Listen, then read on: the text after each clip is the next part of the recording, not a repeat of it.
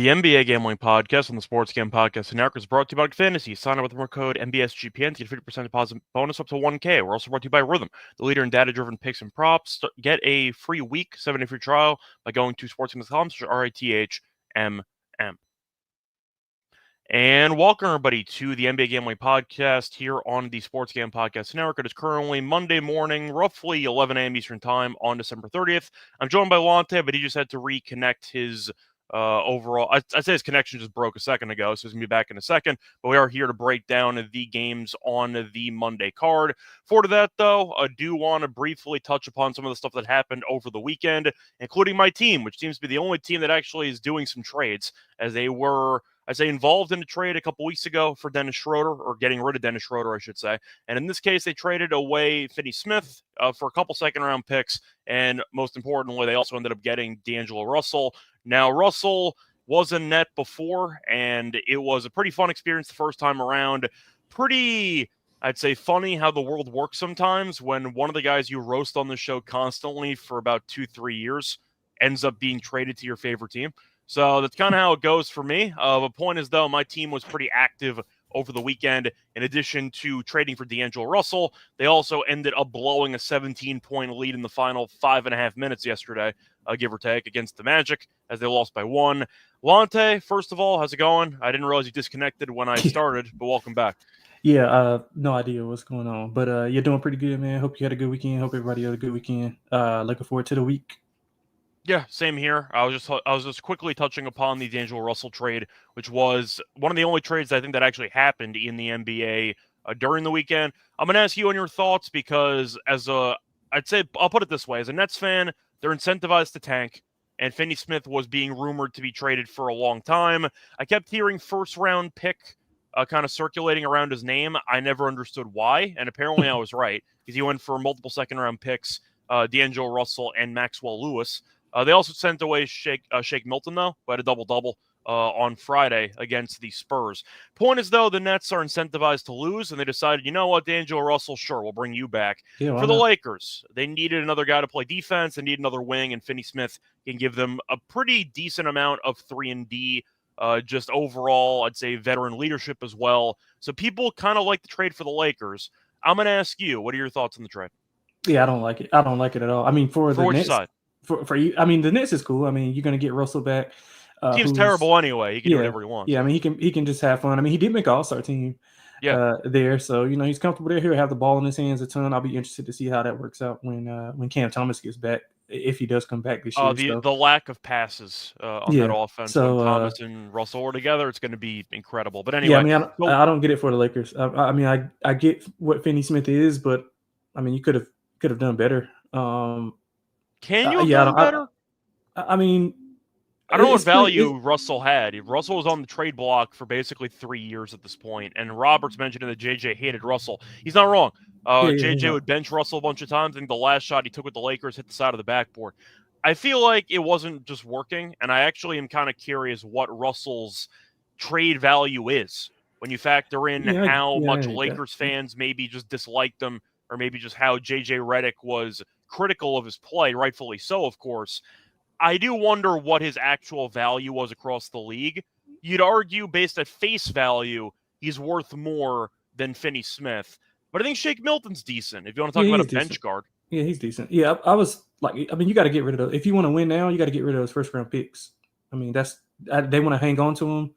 I get it. But, I mean, the players that have been floated out, I mean, Cam Johnson would have been a better fit. 3-and-D. He might end up going there, too. Who knows? Yeah, but I mean, I didn't like it for the Lakers. I think Finney Smith he's cool, but I don't think he moves the needle at all for the Lakers. Yeah, I mean, it's tricky when you're in the Lakers spot because you have no chance of actual contention, but you have a fan base that is so delusional that they think that you're automatically competing every year. And I think we'd agree the Lakers, I'd say for a ceiling at this point, maybe if you want to argue fluke Western Conference Finals where you get swept like what happened a couple years ago, they haven't been close to winning a title since they actually won the title. And Lakers fans will pretend as long as LeBron is not retired, as long as AD has a pulse, they're serious threats to compete for anything. They're not.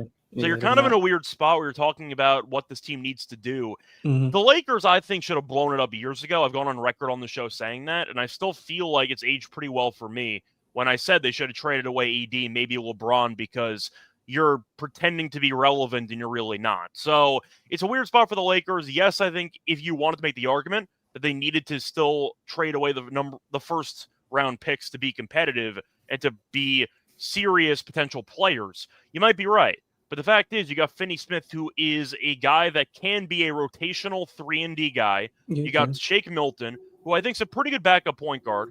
And I think that when you get both those guys, giving away Maxwell Lewis, who never plays, and you get rid of D'Lo, who I feel like most Lakers fans wanted to drive to the airport when the trade was made, I don't think it was a bad move for the Lakers. Do I think Finney Smith moves the needle? No. But I think D'Lo, you could argue, was I don't want to say a negative asset, but I think that he was viewed as a liability according to the fan base, and the Lakers got rid of him for Finney Smith, who's a veteran, who doesn't demand the ball, who can actually have impact on games when the ball's not in his hands. Yeah, I agree with that. So I understand the logic behind the move for the Lakers. The Nets one's interesting because I thought you could have gotten more for Finney Smith. I was never a Finney Smith guy. He's had a good year. Give him props there. I thought he was really bad last year. I just kept hearing first round pick for a 3-and-D guy. I never saw it. But apparently I was right, because I don't know who was willing to offer a first round pick for Finney Smith, but I don't know if that offer actually existed. Probably not. So who knows? But I don't know. I understand the move for the Lakers. The Nets are kind of in a weird spot because why would you take back D'Lo? Like, I guess because he has some salary and you get to, like, bring a recognizable face to the arena to take shots, I guess. But I don't really know. I don't know. He's back with his teammate, his high school teammate, Ben Simmons. No, I get it. It just, the Nets have about 80 second-round picks now, and I don't know if any of them are going to matter. But, the Nets are starting to trade, but they got 3 second-round picks for Schroeder, like 3 second-round picks for Finney Smith. Like, it's just weird how many second-round picks this team is hoarding. So I don't know what they're going to do. But we'll see what happens. I guarantee you they're going to use at least half of them on European guys in the next couple of years for the second-round picks. But anyway, point is the Nets also blew a 17-point lead in the final 6 minutes. Generational tank job. Nice job, everybody. I'm very impressed by that tank job of the Nets. Anything you want to talk about over the weekend that you saw? Some actually really good results over the weekend. I thought that San Antonio Minnesota game was pretty good last night. San Antonio fought back. They were down big early. Yeah, good teams win, great teams cover. So the Spurs, I guess, are a great team. Yeah, that's true. That's very true. I thought that early on that Memphis OKC game was looking really, really good, and then OKC. I think I was watching that game. Team is so damn good. Yeah, I think OKC so good. I think OKC hit like their next 15, 16 shots. I feel like every time I look up now and it's a close game, Shea is 35. Yeah, that was but no Ja. So that kind of put a star beside that, but a good win for them. I thought it was some really good action over the weekend. But those are the two recent ones that kind of stood out to me. Yeah, I was going to kind of save one of these breakdowns for an actual media rematch because the Knicks had a crazy game against the Wizards over the weekend. Shout out to Brunson, who had 55, and I believe he had 9 assists in that game in overtime. Point is, though, the Knicks did win. I can't really call it a nice win because they needed overtime and a comeback to beat the Wizards after needing a comeback on Christmas to beat the Spurs. So I don't really know what the Knicks are doing right now, but they're winning. So I guess that's good enough. But they've had a couple of, let's just say, competitive games against inferior competition, which I think should be a bit concerning. But then again, they've still been winning. So I guess it really doesn't matter in the end. Looking at the other games quickly to talk about from Sunday, Indiana had a great bounce back against the Celtics. They lost the first game by like 40. And then they came back and they won the next game in Boston by 9. So good job by Indiana. The Celtics, I feel like, are just messing around until the playoffs at this point. And that's why I'm going to have a hard time. But I mean, Halliburton at 31, 6 and 7. But the Celtics have just been messing around all year long. Like in previous years, they blew a couple of leads and potentially lost outright. But this year, it's kind of been kicked up a notch. I feel like the Celtics are bored. Is that a fair statement? I would probably say. And then missing Porzingis and Drew Holiday, that didn't help either. But just you can't just be locked in for 82 games. It's impossible, especially a team after winning a championship. I mean, they know what's ahead of them. They know they got to win 16 games to get to June. So, I mean, Yeah, I'm not really worried about. I'm not really worried about the Celtics. I mean, some of these top teams. Yeah, I'm Not not really worried about either. on a Just night in, pointing night out out basis. Yeah. when it comes to betting, I'm probably going to be more likely to stay away from the Celtics line Oh numbers yeah. because They can't cover a spread. Yeah. they've been significantly less focused on dominating these teams than they were in previous years. Yeah. In big spots though, they do Yeah. play well. Like when Yeah. they played, like on Christmas, of course. Well, they lost on Christmas, but Yeah, but they still play well. I would say for that play. But I mean, the Knicks are a good matchup for them. But like in big games, they tend to show up more often than not. So. Yep. But either way, anything else you want to add from the weekend? No, that's it. Cool. Time to move on into the actual games here for the Monday card. But for that, though, do want to quickly remind everyone once again that you can check out the SGPN app because we have one. All our picks and podcasts are on one place for free. Just type SGPN into the App Store. Plus, a reminder that we are brought to you by Underdog Fantasy because they have one of the biggest menus in all of sports. They have also a new actual game mode called Underdog Streaks, where you can win up to 1,000 times your money. Underdog is always making it easier to win with profit boosts and gimme pick'ems. NFL, college football, college basketball, MMA, NBA, NASCAR, and more. You can also use specials and boosts on Netflix entries for the upcoming entry. You know what? For NFL stuff, yeah, let's go with Brock Purdy, higher interception in this one. Just expecting the Niners to potentially lose to the Lions, but either way, Purdy's been a bit careless with the ball lately, given the higher half interception in that one. Sign up the promo code, though, NBSGPN, to go in special weekend first time buzz it offer up to 1K in bonus cash on fantasy promo code NBASGPN. Welcome back, everyone, to the NBA Gambling Podcast. Just finished recapping what happened over the weekend. Now it's time to get into the actual games for the Monday card. Starting off with the first game, I am going to go with the Bulls minus 4.5 against the Hornets here. The over-under is around 225.5. Now, for the actual injury report for this matchup, you're looking at Giddey, who's better be at a triple-double last game. You have Kobe White, you have Zach LaVine, you have basically the entire starting lineup being available. The Sunwoo, though, may or may not play. We'll see.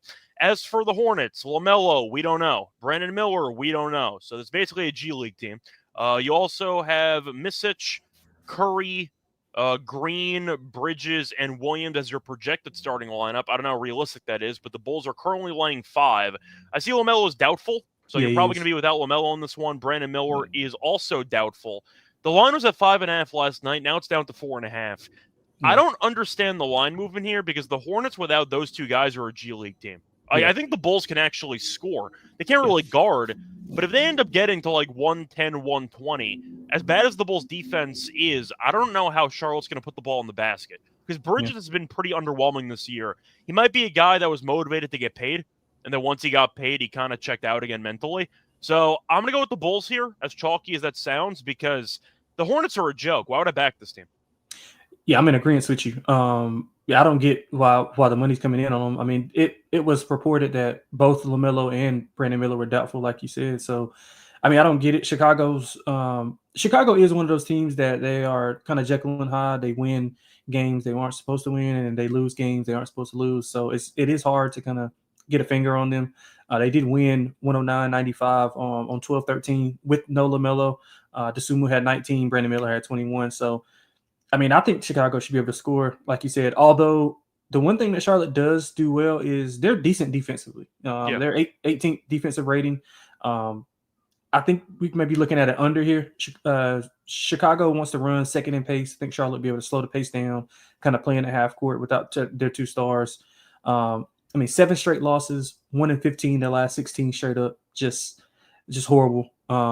Charlotte turns the ball over a ton, 23rd in turnovers, and that's with LaMelo. So I can only imagine without him, secondary ball handlers. I'm gonna go under. I would go with Chicago if I had to. Probably my favorite play in the game going to be Kobe White over 17.5 points. Playing well lately. He's back in North Carolina. Yeah, homecoming for him. I'm pretty sure he's going to have a lot of family and friends there. He was in a slump earlier in the month. I think he followed it up with back-to-back 22-plus point games. He almost had a double-double in one of those games. Yeah, he's shooting 59% from the field, so he's efficient. He had 18 in the first meeting.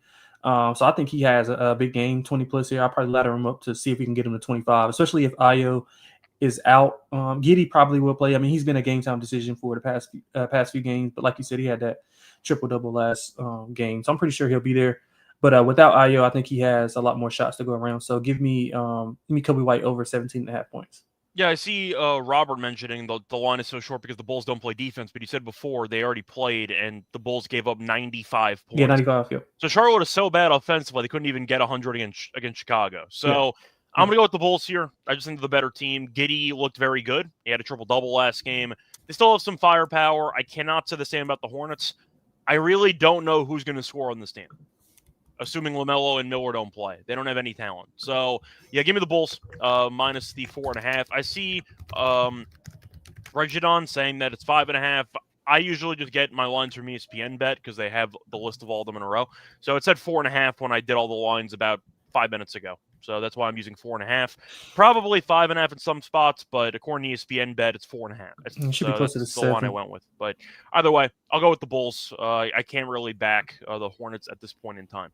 Moving on to the immediate rematch between the Knicks and the Wizards. The Knicks are laying 11.5, and the over-under is 230.5. For this game, Brunson's back might be sore from carrying because he is questionable for this game. Jordan Poole is questionable as well. I believe Poole did not play last game against the Knicks. They're up. I see a couple spots having 12 now, but it's mostly 11.5. Bagley's out. Who cares? Mitchell Robinson's still injured, but it's mostly Brunson and Poole being questionable as the only guys worth mentioning on the injury report. Lonte, I'll ask you because the Knicks kind of played with their food and got away with it because Brunson is too good at basketball. Now he might not play. I'm assuming he's going to because Thibodeau doesn't believe in rest for anybody. Poole, maybe that's going to be a subtraction by addition. Who knows? I thought they looked pretty good in the game on, I think it was Saturday. Yes, but I'm going to ask you, what are your thoughts on this? Because 11.5 when the first meeting, the last one just went to overtime, feels a little bit large, doesn't it? Yeah, a little bit, but I think that this will be a good spot for the Knicks. I think they had some traveling issues in to get in DC and all that stuff that they were talking about, which is why they started off a little bit sluggish. You mean the first game they just played? I'm sure they stayed in DC for the last. The first game. I'm sorry, the first game. But I think they'll be more locked in and focused. I'm assuming that Brunson will play. I mean, the Wizards just had an out-of-body experience. They hit 17 threes. They shot 38%. Not usually what they do. I think they're like 25th in three-pointers made. They usually shoot around 32%. And that was a Poole out, by the way. Poole's one of their biggest three-point makers because he takes so many of them. Right, and I mean, that is the way to beat the Knicks, though. They do struggle defending the three on the road. Like I said, allowed 17 last game, but I think they will be a little bit more locked in this game. I actually would prefer Washington if they didn't have Poole and because Kuzma's coming back. He hasn't played since like late November, so he's coming back. He might get traded before he comes back, but so I guarantee you, Wizards fans have not missed him at any point since he's been gone. Yeah, and I agree with that. I mean, I think you want to let these young guys play. They look good. They got a little bit of cohesion. I think you want to let them kind of grow, but I kind of like the Knicks here with both of those guys being back. I mean, if Kuz and Poole were both out, then I would probably see a little bit more fight in Washington. Like the Knicks, man, the Knicks have been winning games in multiple ways. Like I think I brought that up a few times. They win low scoring games. They can win high scoring games. Yep. But the thing that I like better is I like the over. I mean, even though Kuz and Poole are probably not well suited to back the scene when they're like against the spread, I do think they add offensive dynamics. So I don't think the Knicks will have any issues scoring at all, especially on the interior. I think they had 70 points in the paint, something like that. They scored 134 in back-to-back games versus the Wizards, so they had their number. They usually are over team on the road. 10 of their 18 games have gone over on the road. So give me the over. If I had to bet the side, I would probably bet the Knicks. Yeah, I think I would go with the Knicks too. The Wizards played a great game and still lost. Brunson did whatever he wanted. So I still know the Wizards defensively are a joke. If Poole comes back, I think he's just going to be chucking up bad shots the entire game. Poole's been fine the last month, but I still got to at least point out the shot selection is still poor. He just made a decent amount of them at the game winner against Charlotte a couple games ago. But I think the Knicks and Thibodeau should not be happy by how they played. You mentioned some flight trouble, so that could have been a reason why they were a bit lethargic early. Came back and won. They trailed most of that game, so either way, nice job by the Knicks to come back. But I see a better effort from start to finish from this team. So I'll go with the Knicks, but I think mostly I'd go with the over with you. Maybe team total over, because if you mentioned how much regression we might be getting from the Wizards' three-point shooting, I don't know how many points they're going to score. Yeah, good call. So I'll go with the Knicks to drop at least 120 in this game, probably more. So I'll go with the Knicks in that one. Brunson double-double maybe, just hoping the Wizards make some defensive adjustments and actually force anybody else to beat them. That could be a nice pivot spot, because after 55, I am wondering if the Wizards will start trapping a bit more or trying to get the ball out of Brunson's hands. So might end up getting a good cat game, for example. But I'll go with Brunson, maybe double-double in this matchup. See a question, though, from Robert, or at least a statement, saying he's not sure how many people are going to want Kuzma because of his contract. Now, I'm going to ask you a question. Kuzma, with the current NBA landscape and all the money that people are making, do you want to guess how much money Kuzma's making per year? Let's say 27 million. 22.5. Close. So I actually think he can be traded because he's actually not getting paid that much, at least compared to the rest of the league. And now the salary cap's kind of exploded. How many years he got can actually left? be moved because his contract is not that bad. In fact, you could argue based on what his upside could be for a contender, his contract's is actually pretty good. The problem is, you don't take him seriously ever. But I think he actually could be moved more easily than other guys because $22.5 million is really not that much. And once again, there are people getting 60 plus in this league. Yeah. So I think he can play well. I think he can play well in like for a contender. I think he can play in a 6-man role. Or you throw him in as like a third or a fourth option. You hope he kind of readjusts. But I'm just saying, I think Kuzma actually could be traded because his contract is pretty favorable for whichever team ends up getting him. So, yeah, we'll see. Either way. Point is, wanted to mention that. Anyway, anything else you want to add for this game? You want to move on? No, that's it. Cool. Moving on to the next game, you have the Clippers against the Pelicans. Pelicans should probably quit on the season, but they're still playing out the games for money, I guess. Clippers -4.5. The over/under is 221.5 for the injury report here. You have Kawhi, who is actually going to be returning sometime next week, allegedly. Keyword allegedly, but he might be back. Trey Mann is out, and Terrence Mann, sorry. And PJ Tucker is still being paid to not show up for the team. What a life. For the Pelicans, you have Missy, who's a game-time decision, and Alvarado's out, Ingram's out, and Zion is still out. Saw the line actually drop, though. It was at about 5.5. Now it's at 4.5. I don't know why. The Pelicans are a joke. I'm not going to back this team. And Missy I actually like, and he might not play. So have fun with Zubac in this matchup with basically no centers. I'll go with the Clippers -4.5. Yeah, I would go that way as well. Interesting team. So the Clippers, they're not a high-paced team. They want to play a little more methodical, half-court. New Orleans has been an over team all year, so it's a complete contrast of styles here. I think that the Clippers will be able to kind of just grind their way to a cover. I mean, they're 9-5, ATS on the road. They're really good as a favorite.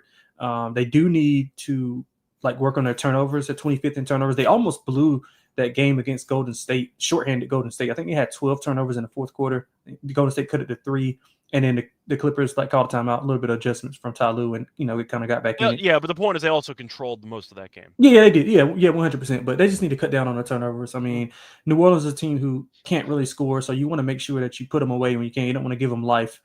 They've allowed 125 plus in 4 of the last 5. 3 of those have been at home, so not much home court advantage. Now, the Clippers don't really score like that, but I think with the poor defense that the Pelicans play, I think they can get over their team total. So I'm going to go to Clippers team total over. The only bright spot for New Orleans has been the emergence of Trey Murphy, which is probably indicative of why they want to get rid of Brandon Ingram. I think they think Trey Murphy is an upgraded Brandon Ingram. I feel like if you watched the Pelicans play for the last 3 years, you could probably see this coming, but New Orleans was too dumb to give him enough playing time. Yeah, 26 points, and he's been injured to his. Yeah, correct. I'm saying I thought Murphy was really good a couple of years ago. Now they're finally letting him blossom because everyone's injured. Yeah, his parents are neighbor. My cousin is neighbors with his parents. Really? He's from North Carolina. So yeah, but yeah, went to Virginia Tech out of North Carolina. Damn, man. Yeah, he's so he's averaging 26.2 in his last 5. So maybe look at a point total over for him. Look at some Norman Powell stuff as well. Norman Powell's been really good, especially since he's coming back from that nagging injury. But it would be Clippers or nothing for me. I'll take their team total over, though. I think they'll be able to score, especially with the Pelicans not having – if Missy's not there, they don't really have any rim protection at all. So I think the Clippers should be able to get in the paint and score at will.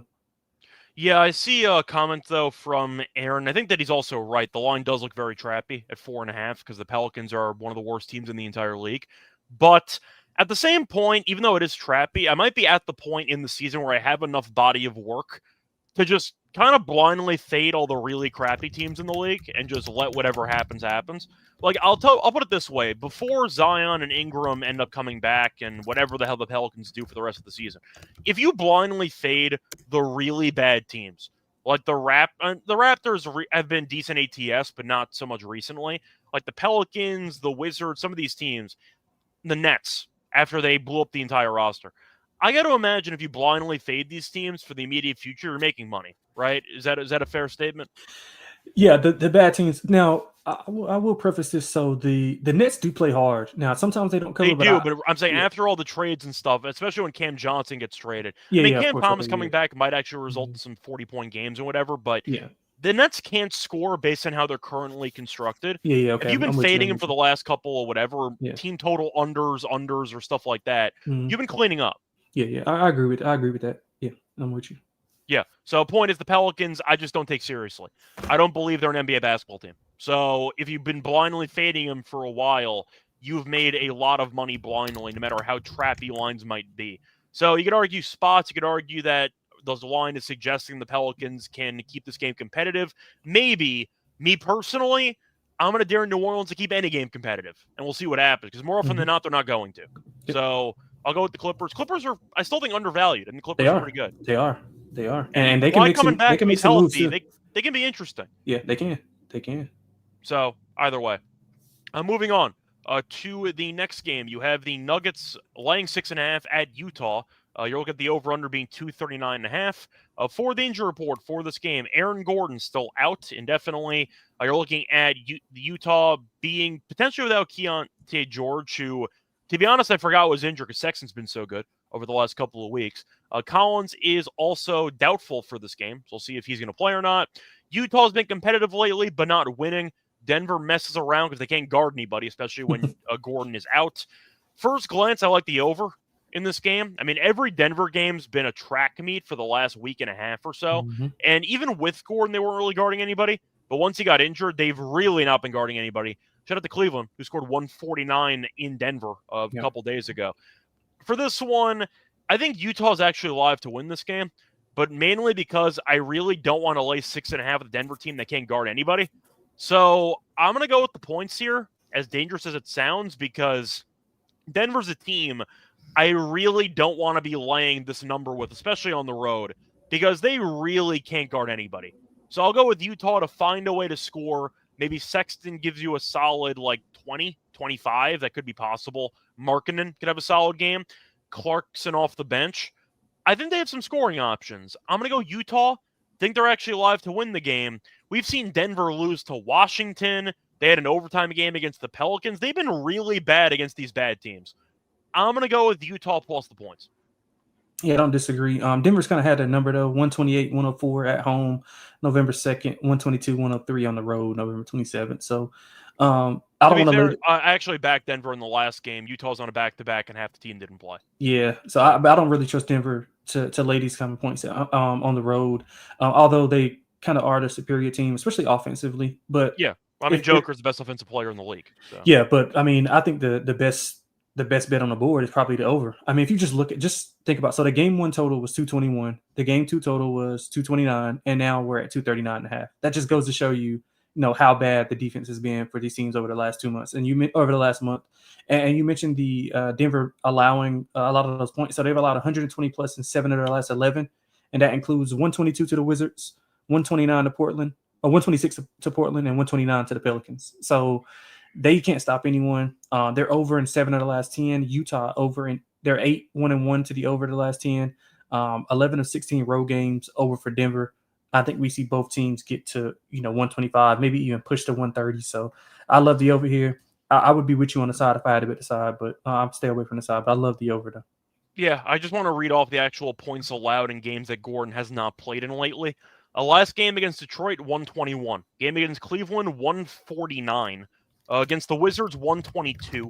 Against Utah, 103. But I said before, Utah benched half the team. Lori didn't play in that game. Against the Knicks, gave up 145. So I don't think they're going to get enough stops. This might be a game where maybe go for largest comeback, or maybe Utah halftime, Denver full-time, because Denver's still a really bad first half team. It wouldn't shock me if Utah kind of blitzed them early and then Joker and company settle in the second half. Yeah, but I don't want to lay 6.5 with the Denver team without one of their best defensive players, because it has been a mess defensively without Gordon for the last week. So I see a bunch of points. So I'll go with the over in this one as well. Robert asking, is going to get traded from Utah. I mean, Sexton, honestly, is too good for that team. Clarkson, I think, should be traded, because I don't really know what the point is of having a premium bench score when your team's supposed to be terrible. They're going to keep Laurie. I think they're going to keep him. They're going to try to rebuild around him, I guess. I don't really know. But Utah could keep anybody, and they could also trade anybody. Nobody like knows. Collins could get traded. He could also not get traded. I'd assume they'd keep Kessler because Kessler's still very young. And they were shopping him earlier. I know, but I think he's good, and you're not paying him really that much because he's still on a rookie deal. So I think Kessler could probably stay around for another year or two, but who knows? They could trade anybody because Danny Ainge is not afraid of dangling players for picks. So we'll see what happens. Yeah, but, I mean, they got so many picks. What are they going to – I mean, they got to me, they got two shots. They can get Flag or they can get another guy from Utah in their backyard who they probably help get to BYU. I think that's who they're trying to get. You mean the Russian guy? Nah, they're trying to get AJ. Oh, you mean the year after? Okay. Yeah, that's because they also have that point guard I should say that like that 6'5" guard. Oh yeah, Igor. Also projected to go like top Igor. three. Yeah, Igor. They can get him, and then I think they're really trying to go all in. I thought that's what you were referring to. I forgot that I forgot the number 1 overall pick got that Mormon money from BYU. Oh yeah, but yeah. BYU not messing around for their actual NIL stuff. But either way, point is, I think Utah could trade half the team or not, but they're bad anyway. So I guess why would you trade away people if you're going to be terrible anyway? But anyway, point is, anything else you want to add for this game? No, that's it. I think Joker could walk into a triple-double or potentially 40, but I feel that way about any game. So we'll see what happens for this one. Maybe a Westbrook triple-double could be on the cards tonight. Who knows? He was kind of flirting with it last game. I think he had 8, 9, and 8, I think, last time out. So maybe. Who knows? Yeah, I mean, he's been better whenever he's just not just shooting. If he's facilitating, like with the second unit, he's a lot better when he's not just forcing shots and he's playing like within flow. But I guess you could say that about his whole career. Yeah, I mean, then again, Westbrook also has the luxury of passing it to Joker and getting all the backdoor cuts he wants. I actually don't mind Westbrook offensively, though, because with the backdoor cutting, there's a lot more room for that with Gordon being out. Yeah, that's good. That's Gordon's role. So there you go. Moving on to the next game, probably the game of the night. You have the Cavaliers taking on the Warriors. Spread also only 4.5. Looks pretty, I'd say, sketchy because the Warriors have been really bad lately. But either way, the Cavs are basically fully healthy. Okuro's out. That's basically it. For Golden State, they're also pretty healthy. Pajemski is going to be missing this game. But you could argue he's been a liability all year anyway. Gary Payton II's injured once again. What else is new? And Moody is probable for this game. Now, Golden State, props to them. They beat a team. They beat the Suns over the weekend. Bradley Beal tried to float her down 3 with 4 seconds to go. Anyway, they pulled it off. It was not pretty. I think the Suns didn't hit a basket from the floor for the final 7 minutes of that game. But Golden State did win. Are they good? Not at all. They've been really bad for a while. The Cavs, though, are pretty much world class. They've been great. Atkinson now, I think, is minus 140 to win Coach of the Year. Another short line that I don't understand. And it's very trappy. I get it. On what planet would I want to take Golden State right now? Cleveland is ridiculous. They went into Denver and scored 149. This team's crazy. Yeah, they are. I got to go Cleveland. I get the argument as well. Golden State should get up at home. They should do this. They blow every lead in the fourth quarter, or almost every lead. I don't trust them even when they're winning. So I'm going to go Cleveland because I think this team is really, really good. Yeah, I'm going to go opposite. I'm going to go Golden State. I'm happy you disagree with me, though. I want to hear your case on this because I don't understand the line. Well, so I think so. Atkinson coming back, Kerr's got familiarity with him, pretty much running a similar offense to what he's been running. I do think that matchup-wise with the two bigs can be a disadvantage because Jared Allen is not going to be able to kind of sit in the paint. He's going to have to come out a little bit to be able to guard some of those guys, especially Kuminga's been playing excellent. They got to get some type of effort from Buddy Hield and Andrew Wiggins. I mean, we saw Draymond kind of cursing. But Draymond also should not be that type of guy to talk though, because he's been really bad this year too. But but I mean, he's Draymond, so that's just what comes with it. Yeah. Did you enjoy the Christmas moment when he dragged down 2 Lakers players on the free throw line? Just typical Draymond. Can Hield yell at him for that, or is that not allowed? Yeah, just typical Draymond, man. Right. But so I was thinking like, what's up with Golden State? Like, what's their deal? Look at their schedule, bro. Look at their schedule from this month. It is unreal. They played one of the toughest schedules that I've seen in a while. Look at their December schedule. I think all our potential playoff teams who are right there on that line, or they were over 500 at the time that they played. They were really good. So they played some tough teams. The problem with Cleveland is They cannot defend the 3-point line. They're bottom 5 in 3-point percentage defense. They're bottom. At the bottom on the road. They're averaging teams are averaging nearly 40% from 3. Not a team. Golden State, not a team you want to be like that against. I think Steph can have a monster game. I do think Cleveland is averaging the second most points per game, 122.7. So I do think we see some points here. A little bit of get back as well. Cleveland buried them on 11-8. And I mean, Steph had 17, Kuminga had 21. They were just so balanced. Garland 27, even Ty Jerome, who was a return home, 20 points. They did this without Mitchell. I mean, Mitchell didn't even have 15 points. He had 12. Cav shot 48% from deep. They combined. That's the crazy part, though. Mitchell took a nap and they still buried this team. Yeah. So I'm gonna go with the Warriors here at home. Like the spot for them. I think they can kind of hold on to the lead here, just play them a little bit closer. So I'm going to Warriors. I think they win it outright, and I think we see some points here. Yeah, so you mentioned that the Warriors have had a very tough schedule. This does not help your case. The Cavs might be like a top 2 team in the league. They've been losing all the teams they should be losing to. Yeah. I see this being the same spot. The thing is, if you're going to be having a very tough schedule with a decent amount of games that I feel like you've been in the hunt to win, but you blow all these games in the fourth quarter, it kind of sums up who you are. I think Golden State is just not very good. I think they're a borderline playing team. Like I think the argument here is that Curry has to carry this team all the time. And even when he does, it doesn't work out late in the fourth quarter. It's been the case for all these games. I just feel like if you're the Warriors, and yes, you mentioned that the Cavs' 3-point defense is not that great. Okoro's out. You could argue that there's a good matchup for Kuminga as well. How many good to great 3-point shooters are actually on this Warriors team right now, as currently constructed? Because Curry, we know, is obvious. Hield has been kind of underwhelming lately, but he does have the makeup of a good 3-point shooter. So that's 2. How many other guys do you feel great about? Because Moody, I think, can shoot. He doesn't play enough for this team. They don't use him, but I guess he's going to have to play because Bajemski's out. Do you think they have a lot of great 3-point shooting depth on this roster, or is it pretty top-heavy? No, it's extremely top-heavy. That's the problem I have, is that even if you're bad defensively against threes, you have to basically limit Curry, or put it this way, if you're bad against threes, you need Curry to go crazy.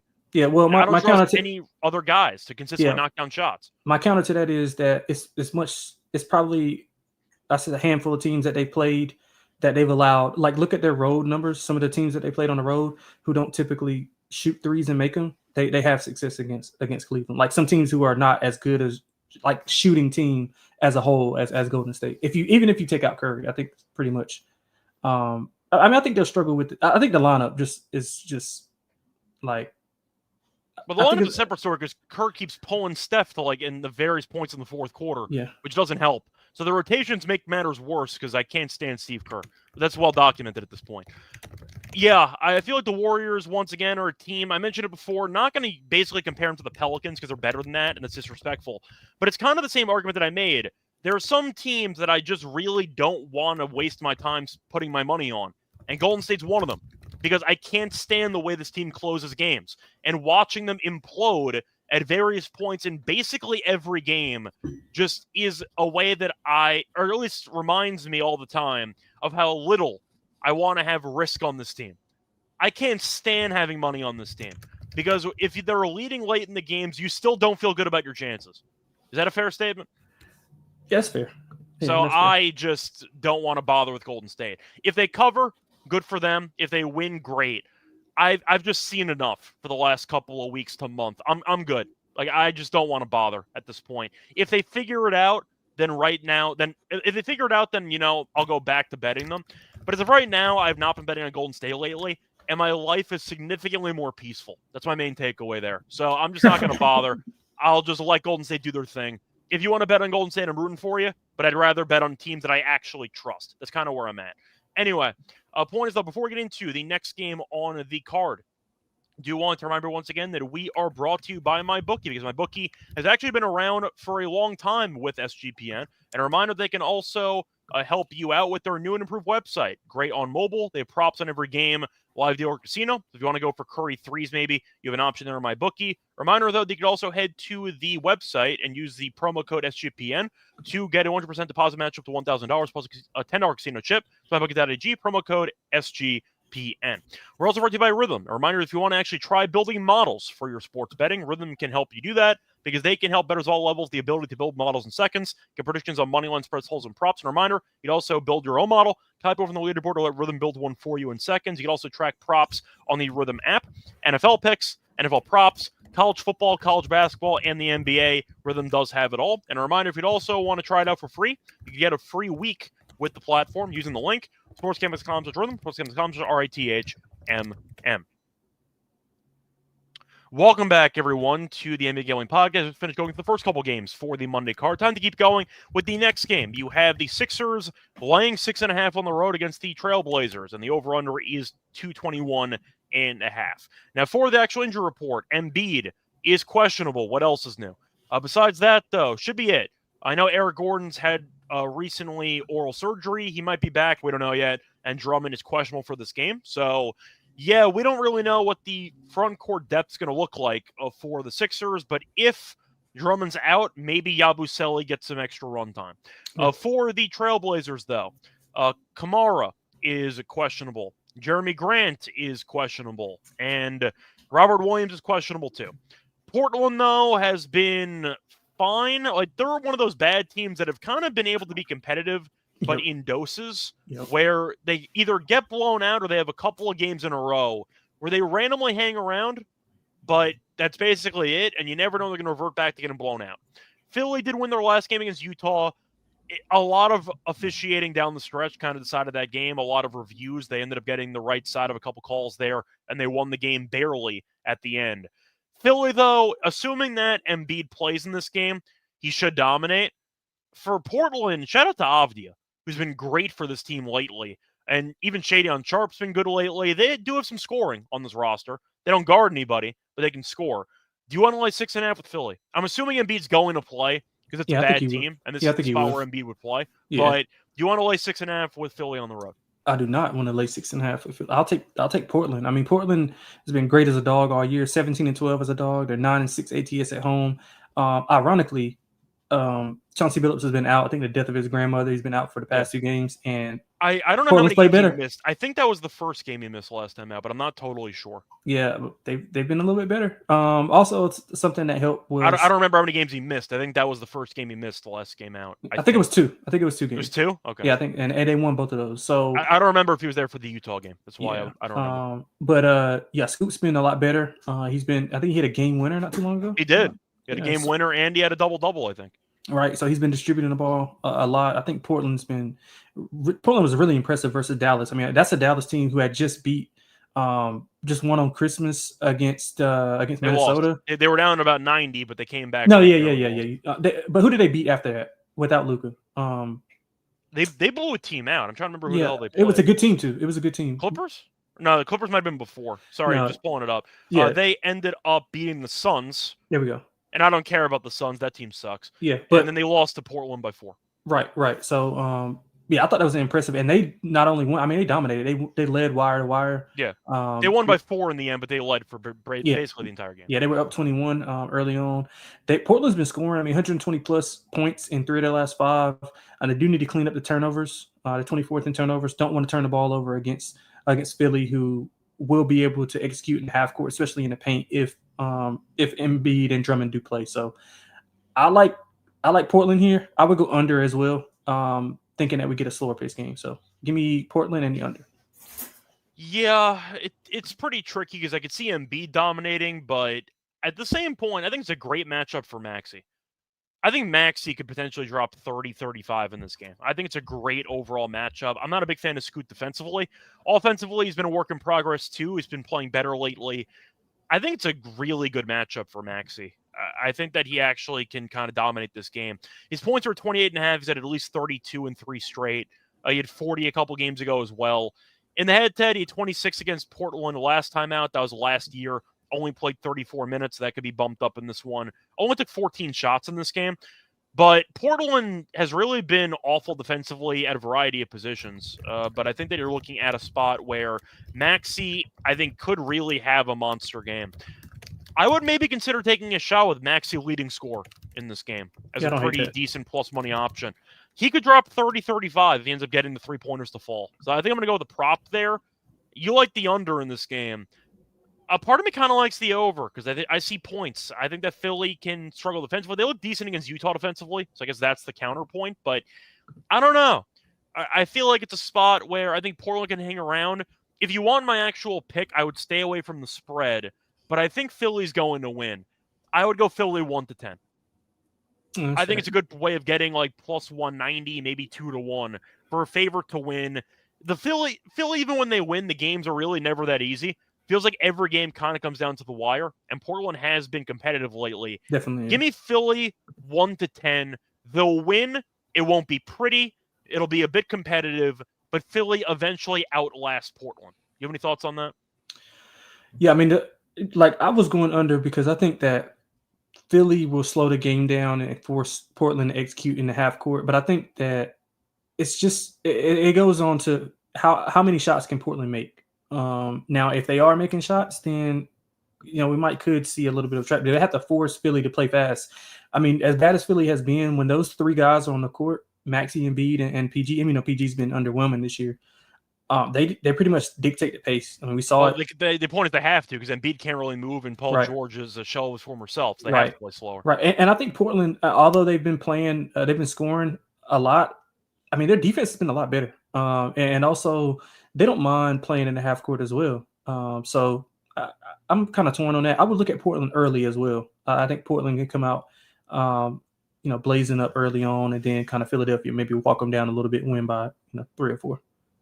Yeah, Swag, you mentioned maybe a fight tonight. I don't know if you mean in this game or you mean just in general. I'm trying to think of who I could actually picture having a fight in this game. Embiid makes sense if you think he's going to do something cheap, but do people on Portland actually, do they have a fighting guy on that team? Not sure. You could argue like maybe Rob Williams, but I don't know if he's going to play. Yeah, when is he ever playing? I don't know if Portland really has any guys that would really fight. Yeah, I don't think so. So, I don't know. Maybe you're looking for a different game. I forgot to recap that, by the way, earlier, the Amon Thompson fight. But I'll once again, maybe we'll save that for the next time the Heat or the Rockets play. Yeah, Robert, Aiden's not fighting anybody. He can't get out of an icy driveway. He's there for the money. He doesn't care. You could argue that he might fight just to get ejected, but Aiden, no. Aiden against Embiid, there's no chance Aiden would try Embiid. No, that's not going to happen. I don't see that unless he really wants to leave early and he doesn't want to stay for the full 48. But I can't imagine Aiden fighting. I just feel like he's too passive. So there we go. Moving on to the next game, though. You have the Mavericks taking on the Kings. Well, this is the last game on the card. Yep. Kings are laying 3.5. Yeah, good luck with that. The over-under 228.5 for the actual injury report here. Lively's a game-time decision. Luka's still out. Exum and Marshall are out too. Do want to ask you, because I believe we have not had an episode since the Kings fired their head coach. I believe they fired Mike Brown on Friday? Saturday? Yeah, and you talked, and we talked. Well, you did. You talked about that on the last episode, and I was like, "Yeah, they'll give him another year." And you were like, "I don't know." And then, like a week later, they fired him. Correct. I was actually pretty on that. I said that he'd get fired pretty soon, and then he immediately got fired. So I'm not saying it was the right decision or the wrong decision. I don't know why people are surprised or as surprised, because a reminder of the NBA Coach of the Year curse. If you win Coach of the Year, you're probably getting fired within 3 years. Yeah. Like, you can actually look it up. Somebody compiled a full list of the NBA Coach of the Years, and if you actually pull it up on the ESPN website, keep mental tabs on how many of those guys have gotten fired, because it's a lot of them. We're talking like 70-80% of the guys over the last 10-15 years who won Coach of the Year got fired within 2 or 3 years. Mm-hmm. It's bizarre. But the point is, Mike Brown got fired after that choke job against Detroit. He also basically called out Fox, rightfully so, for not guarding anybody on the final possession, and I guess that was enough. Now, the Kings played their last game. They were down 20 in the fourth quarter to the Lakers. They lost anyway, gave about 130 with Doug Christie as the interim. The Mavericks are shorthanded without Luka. Kyrie, I think, had 46 last game, and they lost anyway. But I have to ask you for Sacramento, because they basically mutinied against the head coach. They still can't guard anybody. They still have chemistry issues. And firing the coach, whether you like Mike Brown or not, it did not solve any of their current issues on the roster. Why would I lay 3.5 here? It's Dallas or pass, right? Well, are you on Sacramento? Okay. I like Sacramento early for first quarter, first half. I just don't know how they hold up. They blow leads late in the games. But I mean, the Mike Brown thing is, all the stuff that you just outlined, it has nothing to do with him. Like, I mean, he has the players, but like they got to perform. I mean, I get it. It's always going to be a player-driven league, no matter what. So coaches don't have any say so. But it would be Sacramento early for me. I mean, Dallas has been a bit inconsistent. They usually get off to slow starts. I mean, Kyrie spoke on it early on. So like he was saying, they just keep digging themselves in the hole. They're bottom 3 in 3-point percentage allowed. So if they can get some of those guys to make some threes, if Malik Monk and Keegan Murray can kind of get going, I think they can be good and locked in early, but I just don't trust them to kind of stay afloat for a whole full quarter. So let's go first quarter Sacramento, first half Sacramento. I'll stay away from the full game. Yeah, I like the over. I can't believe we're getting a total in a Kings game in the 220s. They don't guard anybody. Yeah, they don't. I'll take the over. I mean, Kyrie could have 40. Dinwiddie could have a solid game. I'll give props to Dinwiddie. I roasted him for the last couple of years because as a Nets fan, I watched him do nothing for basically a year and a half trying to just collect paychecks. Went to the Lakers, did nothing. He's been really good with Luka being out this year. The props to Dinwiddie. He remembered how to play basketball. But they've had guys who've been able to step up with Luka being out. Now, PJ Washington is still suspended, I believe, right? So no, he's back. He's back. Oh, he is back. Okay, so that's going to be a big deal. Yeah, Najee's gone still. Yeah, Najee's suspended, sorry, but Washington ended up getting 1-game suspension. He's back, which is a big deal. He's one of their best players, especially with Luka being out. I'm going to go with Dallas, but it's mostly based on the Kings and not really guarding anybody. And with the chemistry issues they have right now, add them to the Warriors camp for me. I'm not going to back them because they're not worth my time. So that's where I'm at. So give me Dallas, and I'll go with the over in this one. Anything else you want to add for this game? Nope, that's it. Cool. That's going to wrap it up for the actual slate here for Monday. Now it's time for the lock and dog picks.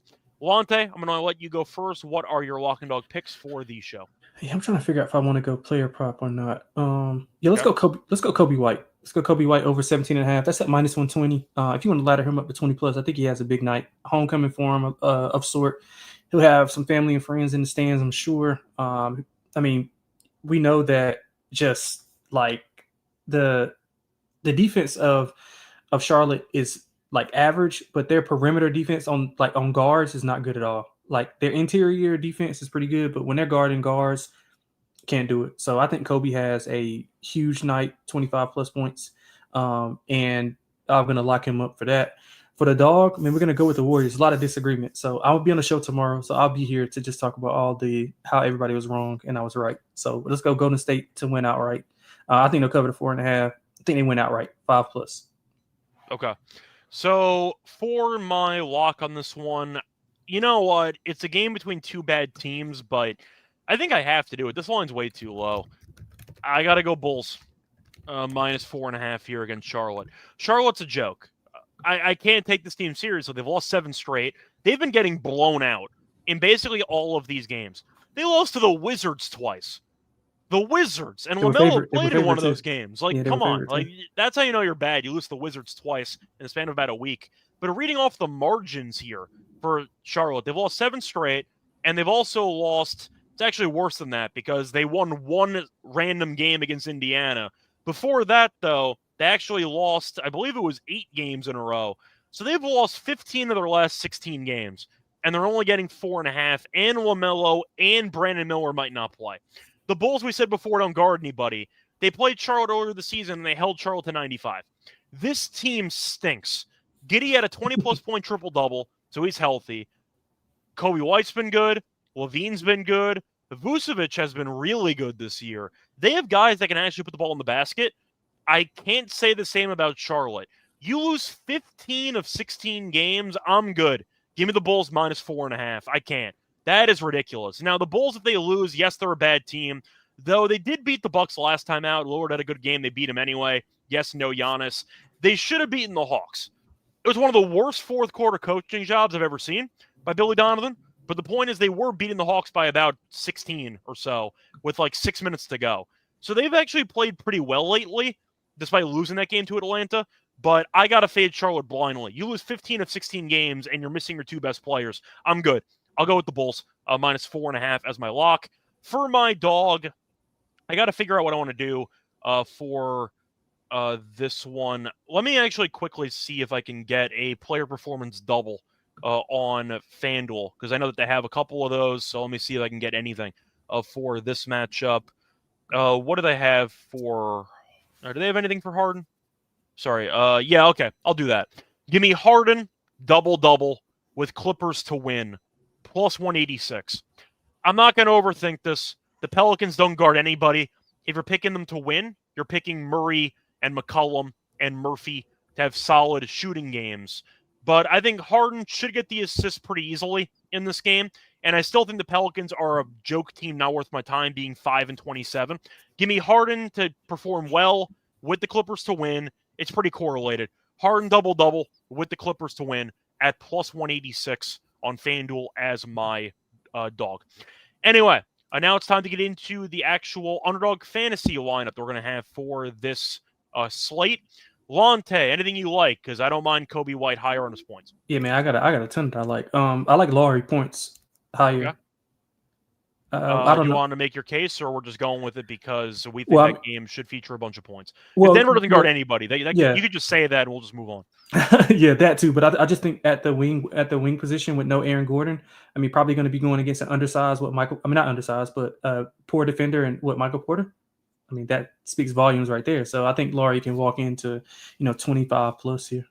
Yeah, I don't mind that too. So Laurie will go with the higher on for him. Kobe White will go with the higher as well. And I'll throw in Harden because his assists are at 7.5. And I think that's too low. He's at 10 plus against New Orleans in 2 of the last 3 meetings. So I go with the higher on Harden assists for that game as well. Other than that, though, I see Aaron asking for thoughts on the Missouri-Iowa game. Yeah, my favorite play in that game is a prop option. Give me first drive, punt by both teams at plus 190. That's my thoughts. It's Iowa in a bowl game. Like, what do you expect? I'm going to go with the under. Give me a rock fight. I think it's going to be a disgusting game. Caleb Johnson, one of the only offensive weapons worth a damn on Iowa, opted out as a very good running back. And you're looking at Burden, who opted out for Missouri, who's one of the best receivers. I see an ugly, low-scoring game. Give me the punt, the Iowa special at plus 190. I believe that's on FanDuel. You have any thoughts on that bowl game? Yeah, I think Mizzou buries them. I bet Mizzou. So okay. Is it because it means more in the SEC? Definitely not. But I just think that. So I think the receivers are still going to play outside of Burden. And I think they still have. They still have Weiss. They still have a nice receiving core. They still have some good backs. I think Cook is playing. I think the offense. That's the main reason why I liked it, because they have an actual quarterback that I like. Yeah. So give me Mizzou. I think Mizzou buries them. Yeah. Shout out to the ACC, by the way, who I believe is now 1-9 in bowl games so far. I mean, they're 0-10 ATS if you factor in the closing line of the Syracuse game. I'm pretty sure they're 0-10 ATS. Once again, the Syracuse one's a bit sketchy because it was 16.5, 17 leading up, and it closed 17.5. But I'm pretty sure that Syracuse is the only ACC team to win a bowl game. They're 1-9. So, yeah, good luck to the ACC moving forward. Anyway, that's going to wrap it up, though. Lonte, anything else you want to add before we officially end the show? Nope, man. Go Warriors. Cool. Lonte will be back once again tomorrow with somebody to explain why I took the Warriors for some reason. Either way, though, until next time, good luck to all of you and all of your bets. Bye, everyone.